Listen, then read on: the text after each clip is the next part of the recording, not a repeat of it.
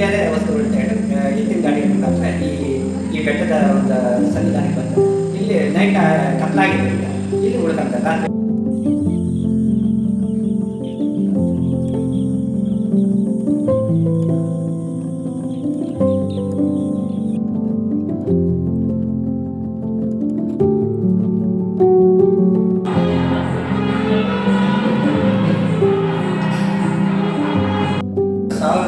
ವರ್ಷದ ಇತಿಹಾಸ ಇದೆ ಈ ರಂಗನಾಥ ಸ್ವಾಮಿ ದೇವಾಲಯಕ್ಕೆ.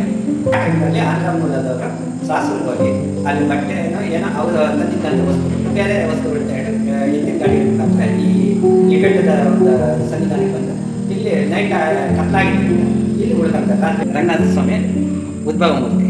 ಈ ಉದ್ಭವ ಮೂರ್ತಿಗೆ ಈ ಕಡೆ ಒಂದು ಕಲ್ಲು ಇಟ್ಬಿಟ್ಟು ಇಲ್ಲಿ ಅಡುಗೆ ಮಾಡೋ ಒಂದು ಇದನ್ನು ರೆಡಿ ಮಾಡ್ಕೊತಾರೆ. ಅದು ಅನ್ನ ಎಲ್ಲ ಕೆಂಪಾಗಿಬಿಟ್ಟು ಅಡುಗೆ ಮಾಡ್ತಾ ಇದ್ದರು. ಬಂದಿದ್ದಂಥ ದೊಡ್ಡವರೆಲ್ಲ ಮೂರ್ಛೆ ಹೋಗಿರ್ತಾರೆ. ಒಂದು 8-9 ವರ್ಷದ ಹುಡುಗನಿಗೆ ಮಾತ್ರ ಜ್ಞಾನ ಇರುತ್ತೆ.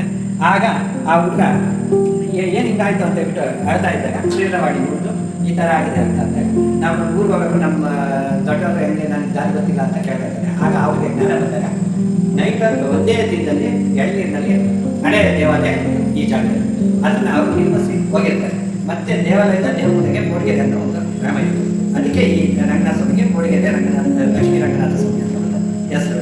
ಆದರೆ ಇಲ್ಲಿ ಏನು ಹಸ್ಕೊಂಡು ಹೋಗಿರ್ತಾರೋ ಅವೆಲ್ಲ ನಡೀತಾ ಬಂದಾಗ ಪ್ರತಿಯೊಬ್ಬರು ಮನಸ್ಸಲ್ಲಿ ಅಂದ್ಕೊಂಡು ಹೋದರೆ 100% ಒಳ್ಳೆಯದಾಗಿದೆ. ಆದ್ದರಿಂದ ಅದೇ ಮುಖಾಂತರ ಇದೇ ದೇವರು ಮಕ್ಕಳು ಬೆಂಗಳೂರು ಮತ್ತು ಭದ್ರಾವತಿ, ಚಿಂಗ ಪ್ರತಿಯೊಂದು ಕಡೆಯೂ ಒಂದೊಂದು ಅರ್ಶನ ಪ್ರತಿಯೊಂದು ಕಡೆಯೂ ಇದ್ದಾರೆ ಈ ದೇವರುಗಳು.